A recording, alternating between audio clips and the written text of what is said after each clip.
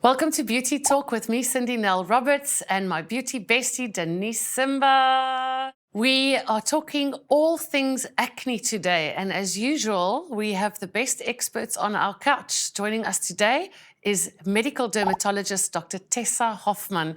Tessa, thank you for being here. It's so hard to get an appointment with a dermatologist. We're very excited to see you. We want to ask everything for a friend, true. you know? Yeah.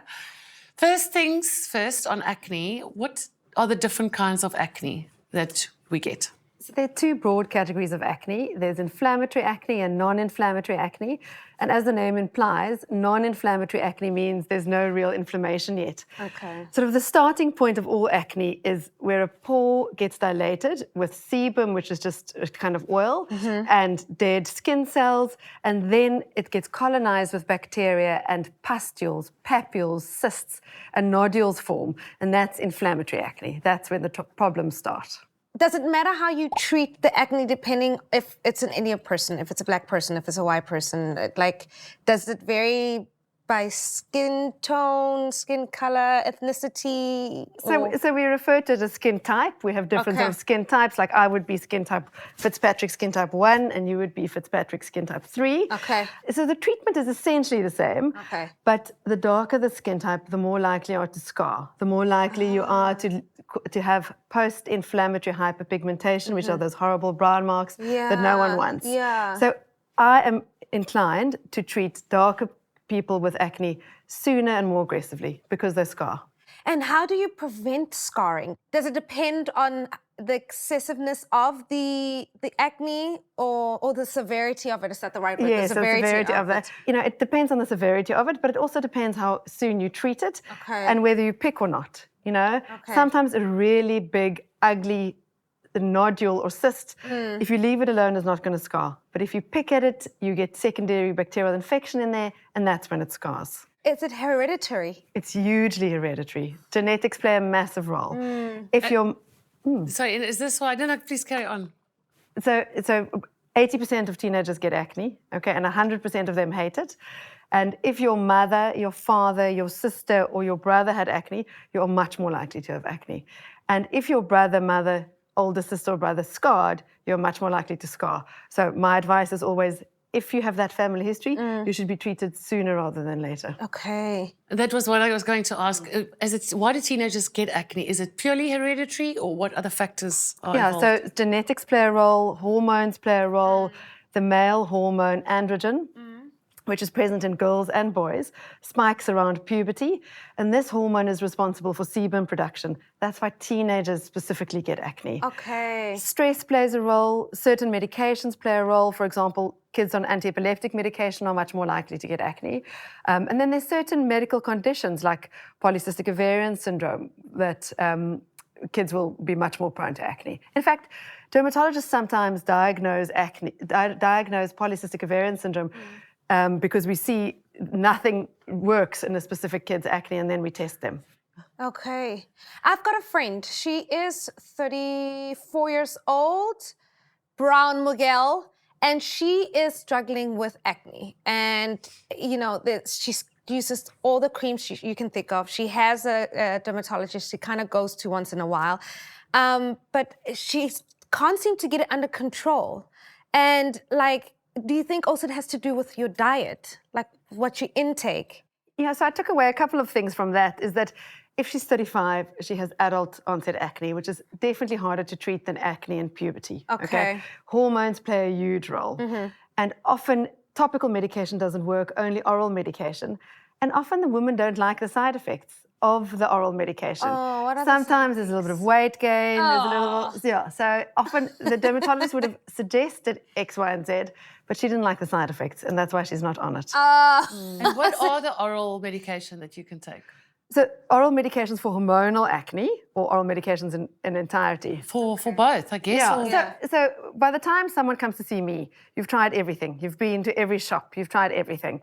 And I've got lots of topical medical creams up our sleeve. So I would use a topical antibiotic, a topical retinoid derivative, combinations of an antibacterial, an antibiotic, and a retinoid. Oral medications, we use oral antibiotics. We use combined oral contraceptive pills. because the combined oral contraceptive pill has the estrogen, which makes you not fall pregnant, and the anti-androgen, which is the anti-male hormone that causes acne. So the combined oral contraceptives work beautifully. And then sometimes we use other anti-androgens like spironolactone, cyproterone acetate, and then isotretinoin, which is Roaccutane. I just outside of what you just said now, like how do you remember all those words and those terminologies? I mean, it takes a while to become a dermatologist. It takes so long to study to be a doctor. And I mean, it's not very difficult. We have to make the names difficult. That's why. Very impressive. I wanted to know, what's the difference between facial and like other body part acne, like back acne? Because when I was in high school, I had very, very, very small acne, like those small little fine ones, and then like patches on my back, but they were both kind of considered like acne, like Yeah, so it sounds like what you had on your face is like a non-inflammatory acne, like lots of comedones or blackheads, which is common in teenage years.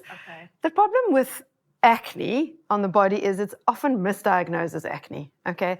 It's more often than not a folliculitis, which is just a little inflammation of the hair follicle. That's from sweating, a bacteria, fungal infection. And because the area is so large, it's often difficult to treat, you know? So we need to give you washes, and often only a systemic therapy will work, not a topical therapy. So let's talk about misconceptions. You're saying misdiagnosed. What are the common misconceptions around acne? I think one of the big things is that, you know, kids will come to me and they say that people think that they might be dirty or that they're not washing their face, and they're washing their face 4 times a day and they still have acne. It has nothing to do with obviously a skin routine helps a little bit, but you can follow the best skin routine, have the best diet, drink the most water. If you're genetically predisposed to acne, you're going to have acne. Another misconception is teenage girls can suddenly all have a conversation about every single product.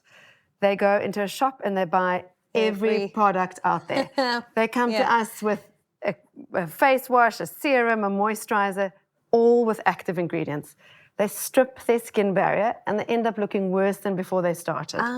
So I think the misconception is more is not more. Less is definitely more in the case of teenage skincare. So outside of being able to find a dermatologist, get an appointment, what advice would you give for someone who's just at home and just wants to have a normal, natural kind of treatment of their skin until we get to the appointment without, you know, breaking down the barrier? So I think things have changed so much over the last 10 years. I mean, 10 years ago, you couldn't walk into a shop and buy a good face wash with an active ingredient or a good moisturizer with an active ingredient. I would suggest you use a mild face wash with an active ingredient like salicylic acid, which penetrates the pore and cleans it. Then you could use a gel like benzoyl peroxide that's antibacterial and anti-inflammatory. And you have to use a moisturizer. Often teenagers don't want to use a moisturizer. They tell me it makes their skin more oily. But you need to look at the label. A non-comedonal moisturizer means non-comedonal. A comedone is a blackhead, okay? So a moisturizer that's non-comedonal would not cause blackheads. So it will still add hydration without adding oiliness. Okay. If your skin barrier is destroyed, you can't use any active ingredients, and your skin will never look or feel great. So a moisturizer is important. I get my adult acne during my premenstrual cycle. And I, no matter what I eat or drink, I still get it in my chin area. So how would I treat that monthly? So hormonal acne is tricky to treat, okay? It's probably the trickiest kind of acne I treat. Teenage acne, we've got a formula. It's pretty easy to treat. But hormonal acne is due to sort of an imbalance between estrogen and the male hormone androgen.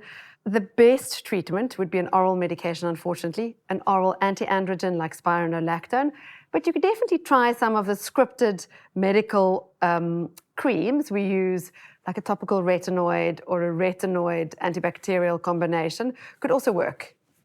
And oral contraception? So not all oral contraception will work for hormonal acne.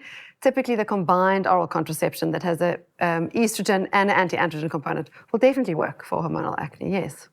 Home remedies? Are there any home remedies that work? Natural ones, maybe? Natural ones. Yes, I have less experience with the natural ones, but definitely tea tree oil, aloe vera, witch hazel, I've been told definitely works. Even sort of propolis, which is from bees, Okay. definitely, they all work because they're anti-inflammatory. So they settle down the redness, they settle down the inflammation, and everything looks better. Okay. If you're a teenager and you suffer from acne, or just suffer from acne in general, will it affect you for the rest of your life? Will it make you age worse?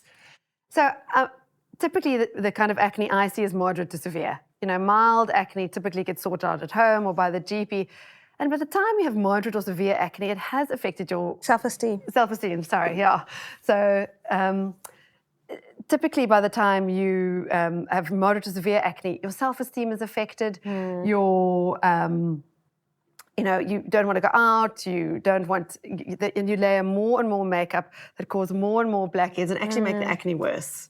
But I reassure patients, and that doesn't really help, but I do reassure them that typically people that have moderate to severe acne have active sebaceous glands, and they age better than people that don't have acne because they have inactive sebaceous glands. Oh, wow. So that's That is interesting. So you age better. You age if better. You've had Bring on acne. acne. that's a little bit of a sort of reassurance. Okay. Yeah. Wow. But definitely, I think if you are getting to the stage where you have painful acne, or your acne is affecting your self-assurance or self-esteem, you should be seeing a doctor. And it doesn't have to be a dermatologist. A GP can prescribe good oral medication for acne.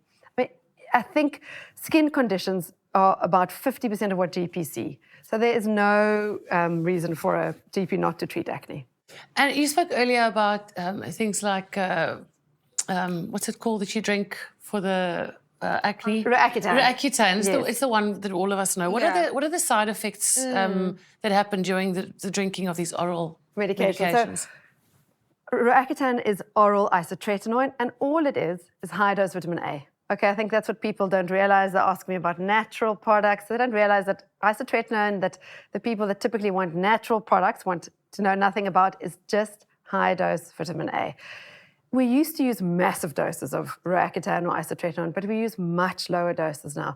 And I typically tell my patients, on a low-dose Roaccutane, the only side effect you can have is perfect skin. Oh, I mean, nice. Sounds good. There are obviously That's other sweet. side effects. You can't dry out the sebaceous glands without drying out the lips, the eyes. The more serious side effects can affect your liver, it can affect your cholesterol. But we test all of those before we started. The one that most people panic about is if you cannot fall pregnant on Roaccutane. It's severely teratogenic. It'll affect the fetus. But most of the patients I see are not trying to fall pregnant. They're teenagers and they want to treat their acne. Yeah, and look pretty. So my takeaway from acne is that it's far more normal than people think. 80% of people get acne at some point in their life. It's okay. You're going to age better if you have acne. There's so many different treatments to it. And you don't have to panic. No, you don't have to panic. No, absolutely. It's so common. And it's much more treatable than it ever was.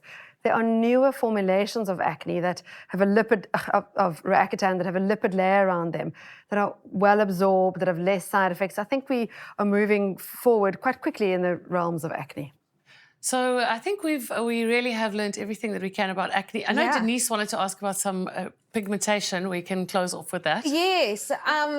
How do you balance that out on your skin? Because I have like dark elbows and knees, and like you can see my fingers over here, or like on the rings, and I just can't get a balance. And especially, I kind of got a big forehead. I don't know if you can see it through my weave, but in the sun, Your forehead or your pigmentation? It burns right over here, and it kind of like distorts the pigmentation in my face. So I'll be much darker here. I look like I'm naturally contoured, and I'm not trying to be.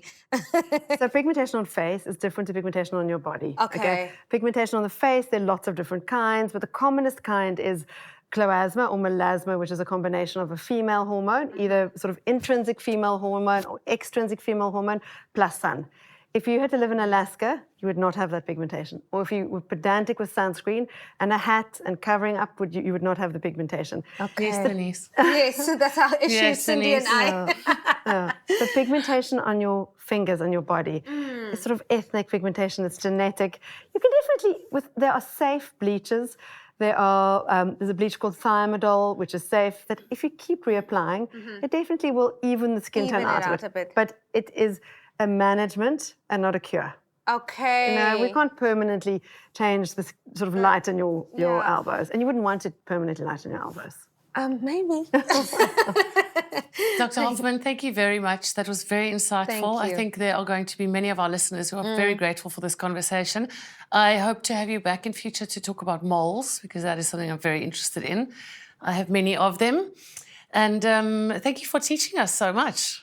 Pleasure. Thank you. That's it from us at Beauty Talk. We'll see you next time.